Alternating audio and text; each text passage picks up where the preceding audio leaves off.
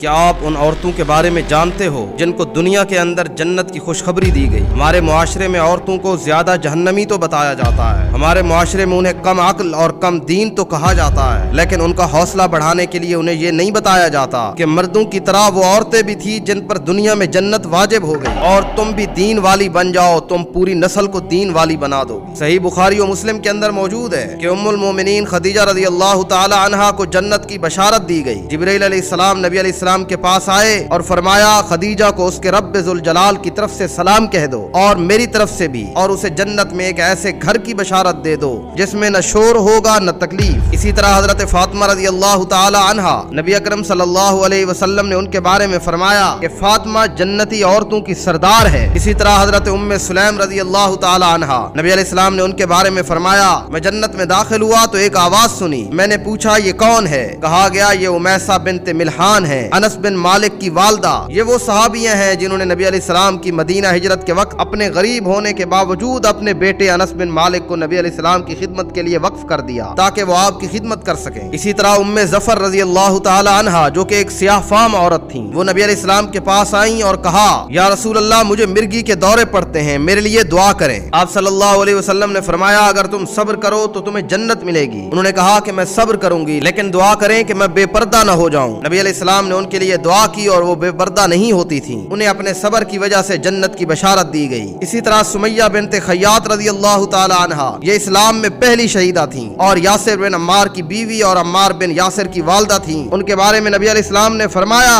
صبر کرو اے آل یاسر، تمہارا ٹھکانہ جنت ہے۔ اسی طرح ہماری ماں اور نبی اکرم صلی اللہ علیہ وسلم کی محبوب بیوی سیدہ عائشہ بنت ابی بکر صدیق رضی اللہ تعالی عنہا، ان کی بشارت کے بارے میں آتا ہے کہ جبرائیل علیہ السلام نبی پاک صلی اللہ علیہ وسلم کے پاس ان کی صورت ایک سبز ریشم کے کپڑے میں لے کر آئے اور فرمایا کہ رسول اللہ صلی اللہ علیہ وسلم یہ دنیا اور آخرت میں آپ کی زوجہ ہیں۔ اسی طرح حضرت ام رومان رضی اللہ تعالی عنہا، نبی علیہ السلام نے ان کے بارے میں فرمایا جو شخص جنت کی حور کو دیکھنا چاہے وہ ام رومان کو دیکھ لے۔ یہ ام رومان بنت عامر کنانیہ تھیں، حضرت ابوبکر صدیق کی زوجہ اور حضرت عائشہ اور عبد الرحمن رضی اللہ تعالی عنہما کی والدہ تھیں۔ اسی طرح اور بھی بہت ساری خواتین ہیں طوالت کی وجہ سے جن کا یہاں ذکر نہیں کیا جا سکتا، لیکن میں نے اپنے معاشرے کی عورتوں کے حوصلے کے لیے یہ بیان کیا کہ عورتوں تم دنیا کے اندر کمزور ضرور ہو، جسمانی طور پر کمزور ہو، لیکن تم جنت حاصل کرنے میں بالکل کمزور نہیں ہو۔ جس طرح مرد جنت حاصل کر سکتا ہے اسی طرح تم بھی جنت حاصل کر سکتی ہو۔